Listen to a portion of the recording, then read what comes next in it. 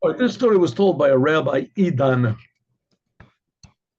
and the story goes like this: once he was by the grave of the Lubavitcher Rebbe in Montefiore, the cemetery over there. So he was there. A lot of people go there, called the Tzion. They call it the gravestone. They call it of the Rebbe.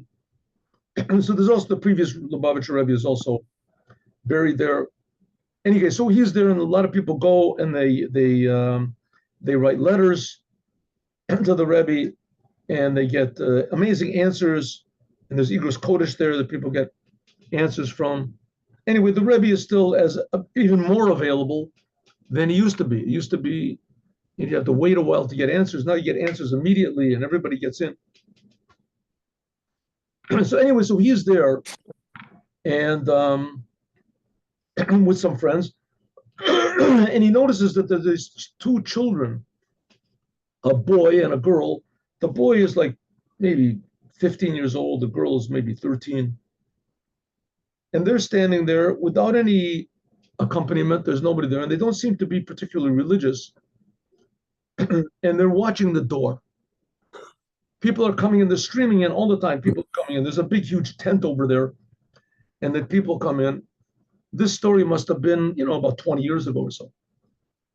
So people are streaming in, and they see these two kids, and they're looking and they're watching. So he sees them, and these children, and they seem to be looking for something. So he figures maybe they lost their parents or something. Maybe, he can help.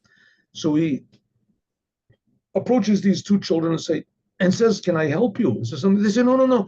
There's nothing, absolutely nothing." And then they just sort of, disappear into the crowd or the people. So after a while, he sees them back again at the door watching. So, okay, so he sees that they don't need any help. So he becomes interested. He tells his friends also, "Look at those kids standing over there. I wonder what they're doing." So one of them says, "Why don't you go and ask them?" He says, "I did. They don't want any help." So suddenly they see there comes in a man, a group of tourists come in. I hope I'm telling the story in the right order, but it doesn't make that much difference in the orders. You'll see. And so there's a busload of tourists that come in, and among the tourists that come in, steps off a person that's dressed, neatly, nicely, and he's got like a straw hat on, when he's hat, and he comes in, he fixes himself up, and they come in, and you see the two children look at him, and he looks at the children, and they look at him, and the children approach him, and suddenly they start crying, and they're hugging each other, and they're weeping. So this Rabbi Idan approaches them and says, "Excuse me, can you tell me? I mean, I don't want to be, nosy, but can you tell me what happened? And they're crying and they're kissing, and they sit down, and and the children say yes. He says, "This is our father, and he left us. He left him and my mother. They had an argument, whatever it was. They used to argue all the time, and they left when we were just babies. He left when we were just babies. He left. One day he just wasn't there. And we always thought that he would come back, and he didn't come back. He didn't come back. A week went by, a month went by, and nobody knew where he was. My mother asked where he was. She must have said something, done something, whatever. Anyway, he left. And we just never heard from him again. And we always longed to see him. We didn't know what to do. So we went to the local Chabad house. Someone told us to go to the Chabad. So we went, and he said, "Well, write a letter in Igrot Kodesh. Write a letter in the letters of the Rebbe and say that you're looking for your father, what to do." And so we wrote a letter, and we put it in the Igrot Kodesh, and it said that you should go to the grave of my father-in-law. That's where the previous Rebbe is buried also. Go to the grave of my father-in-law, and that your desire will be answered there. I don't exactly know what So we did it. We didn't know what it meant. We asked people, "Where's the grave of the Rebbe's father-in-law?" And already by that time, I mean, even when we wrote the letter, was whatever it is, wrote the letter. This is like a week, 2 weeks ago, something.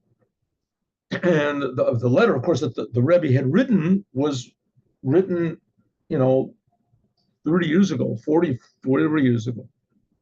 This story that I'm telling you now, it happened like 20 years ago, I'm saying.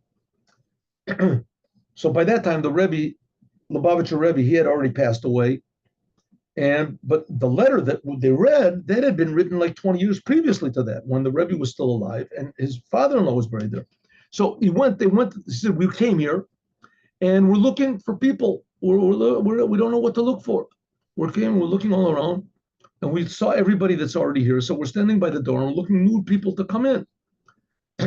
And sure enough, there it is.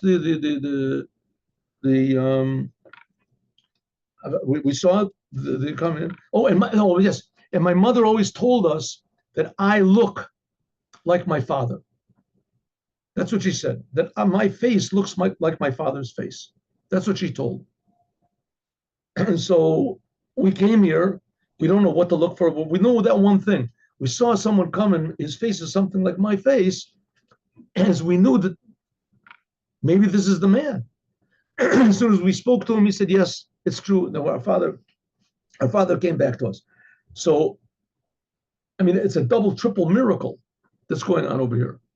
First of all, for whatever reason this man ran away for, it was sufficient to keep him away. I mean, he didn't go back. On the other hand, he was longing for his children and his family, but maybe he was embarrassed, he was ashamed, who knows what, afraid, who knows what.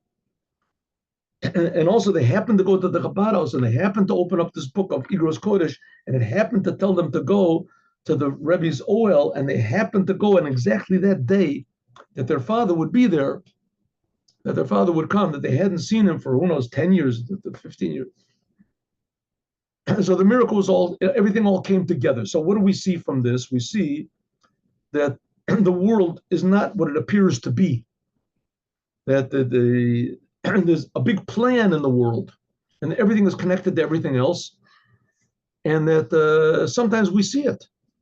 And that's one of the main things Mashiach is going to do, that we'll see the amazing plan according to which the world is running, that everything really is good and everything will come back to its proper place. Have a good day with Mashiach now.